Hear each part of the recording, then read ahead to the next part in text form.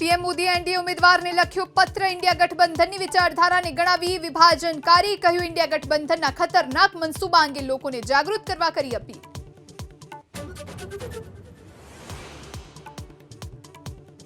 ગૃહમંત્રી અમિત શાહના વાયરલ થયેલા ફેક વિડીયોના કેસમાં કરવામાં આવી કાર્યવાહી. કોંગ્રેસ ધારાસભ્ય જિગ્નેશ મેવાણીના પી અને આપના નેતાની ધરપકડ. અમિત શાહે કહ્યું, હતાશ કોંગ્રેસ ફેલાવે છે ભ્રમ.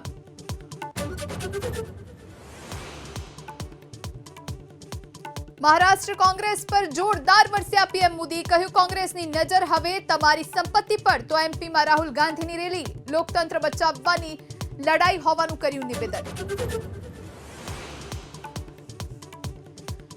રાજકોટથી રૂપાલાના સમર્થનમાં પાટીદાર સમાજ યોજશે સ્નેહ મિલન કાર્યક્રમ. કડવાને લેવા પાટીદાર સમાજના સામાજિક આગેવાનો, નેતાઓ જોવા મળશે એક મંચ પર.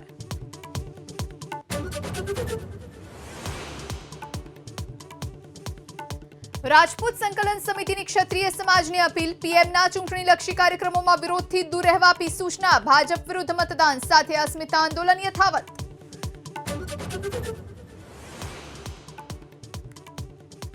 મહેમદાવાદના ધારાસભ્ય સહિત 8 શખ્સો સામે ટ્રસ્ટની કરોડોની જમીન પચાવવાનો આરોપ. હાઈકોર્ટે કલેક્ટર એસપીને કર્યા તપાસના આદેશ. આરોપોને ધારાસભ્ય અર્જુનસિંહે ફગાવ્યા.